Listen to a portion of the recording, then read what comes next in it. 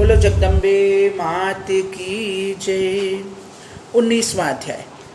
हिमालय को तत्व ज्ञान का उपदेश प्रदान कर देवी का सामान्य बालिका की भांति क्रीड़ा करना। गिरिराज द्वारा जन्म महोत्सव, षष्ठी महोत्सव और नामकरण आदि उत्सवों को संपादित करना। भगवती गीता, पार्वती गीता के पाठ की महिमा। श्री महादेव जी बोले, मुने, इस प्रकार श्री पार्वती जी के मुख से श्रेष्ठ योग सार को सुनकर पर्वत श्रेष्ठ हिमालय जीवन मुक्त हो गए।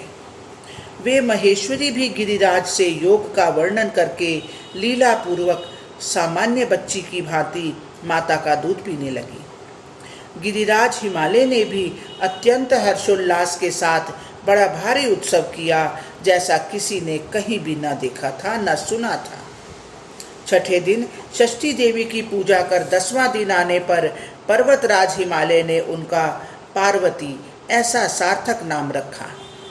इस प्रकार तीनों लोकों की जननी नित्य स्वरूपिणी श्रेष्ठ प्रकृति मैना के गर्भ से उत्पन्न होकर हिमालय के घर में रहने लगी। नारद, जो मनुष्य पार्वती के द्वारा हिमालय से कहे गए उत्तम योग का पाठ करता है या सुनता है, उसके लिए मुक्ति सुलभ हो जाती है। मुनिवर, भगवती शर्वाणी उस मनुष्य पर सदा प्रसन्न रहती हैं और देवी पार्वती के प्रति उनके मन में दृढ़ भक्ति उत्पन्न हो जाती है। अष्टमी, नवमी और चतुर्दशी तिथि को भक्ति परायण होकर श्री पार्वती गीता का पाठ करने वाला मनुष्य जीवन मुक्त हो जाता है। शरत काल में महाअष्टमी तिथि को उपवास करके तथा रात भर जागरण करके जो मनुष्य इसका पाठ करता है, उसके पुण्य का वर्णन मैं क्या करूं। दुर्गा भक्ति परायण वह मनुष्य सभी देवताओं का पूज्य हो जाता है और इंद्र आदि लोकपाल उसकी आज्ञा के अधीन हो जाते हैं। वह साक्षात भगवती की कृपा से दैवी कला को स्वयं प्राप्त हो जाता है और उसके ब्रह्म हत्या आदि पाप भी नष्ट हो जाते हैं। वह सर्वगुण संपन्न तथा दीर्घजीवी पुत्र प्राप्त करता है। उसके शत्रु नष्ट हो जाते हैं और वह नित्य कल्याण की प्राप्ति करता है। अमावस्या तिथि के आने पर जो मनुष्य भक्ति पूर्वक इस श्री पार्वती गीता का पाठ करता है, वह सभी पापों से मुक्त होकर दुर्गा तुल्य हो जाता है। जो बेल के वृक्ष की सन्निधि में बैठकर अर्धरात्रि में इसका पाठ करता है, उसे 1 वर्ष में ही दुर्गा साक्षात दर्शन देती है।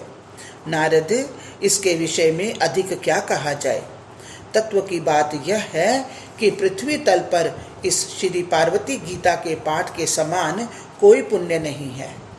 मुनि श्रेष्ठ, इस लोक में तप, यज्ञ, दान आदि कर्मों के फल तो परिमित हैं, किंतु इसके पाठ के फल की कोई सीमा नहीं है। इस प्रकार शाश्वत होते हुए भी परमेश्वरी जिस तरह से लीला पूर्वक मैना के गर्भ से उत्पन्न हुई, वह वृत्तांत मैंने आपसे कह दिया। अब आप पुनः क्या सुनना चाहते हैं। हरिओम तत्सत, हरिओम तत्सत। इस प्रकार श्री महाभागवत महापुराण के अंतर्गत श्री महादेव नारद संवाद में श्री भगवती गीता महात्म्य वर्णन नामक 19वां अध्याय पूर्ण हुआ। बोलो जगदम्बे मात की जय।